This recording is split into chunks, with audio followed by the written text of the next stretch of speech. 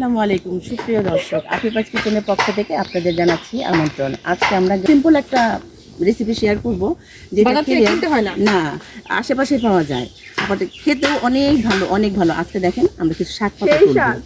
আমাদের বাজার থেকে কিনে আনতে হয় না, আসেন আসুন। বাজার হাট না কোনো আমাদের চলে, আসেন আসুন। কত রকম শাক, কোনো কিছু কেজি, সব ধরনের পাঁচ মিশালি শাক। এই শাকের কিন্তু মজা আলাদা। কলমি শাক, এই যে এটা কলমি শাক, কত রকম শাক গ্রামে, যে কত রকম শাক, পাঁচমিশালি শাক, এগুলো কিন্তু আমরা সবসময় কিনে খাই, কিন্তু গ্রামে কোনো রকম সার বা কোনো রকম প্রাকৃতিক কিছু দেওয়া না, এটা আল্লাহর সৃষ্টি সব। এই যে কত শাক, আল্লাহ সৃষ্টি না, এগুলো কি করে একটু প্রাকৃতিক ভাবে হয়ে যাচ্ছে, কত সুন্দর সুন্দর প্রচুর কলমি শাক, তারপরে সেচি শাক, এটা কিন্তু আপনারা এক এক নামে জানেন, সব মিলানো শাক তুলবো আজকে।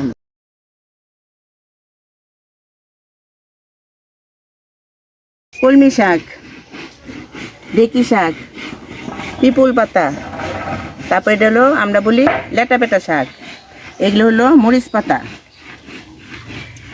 এই যে এটা হলো মিষ্টি কুমড়া ডোগা, কেঞ্চি পাতা, কানাই কলই, কারণ আপনারা কোন নামে জানেন আমি জানি না। এটা হলো কানাই কলই, এটা হলো তেলাকোচ পাতা, সব মিশানো শাক রান্না হবে। গাছের কাঁচামরিচ দিয়ে ঝাল ঝাল করে শাক রান্না। টাটকা শাক, আজকে শুধু আমরা শাক দিয়েই ভাত খাবো। এই যে কত সুন্দর শাক, এই যে শুকনা মরিচগুলি এখন ভেজে নিব, তাহলে শুকনা মরিচগুলো লাল লাল করে ভেজে নিব। শুকনা মরিচগুলো আমি তুলে নিব, লাল লাল করে ভাজে, এখন শুকনা মরিচগুলো তুলে নিচ্ছি। মরিচ, রসুন আর পেঁয়াজ কুচি ঝাল ঝাল করে রান্না করব।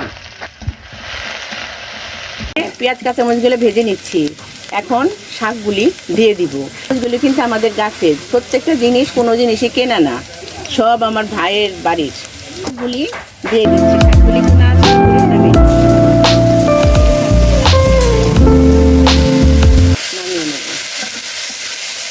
হয়ে গেছে, এখন আমি নামিয়ে নিচ্ছি। ভাত দিয়ে গরম গরম শাক ভাজা খাবো।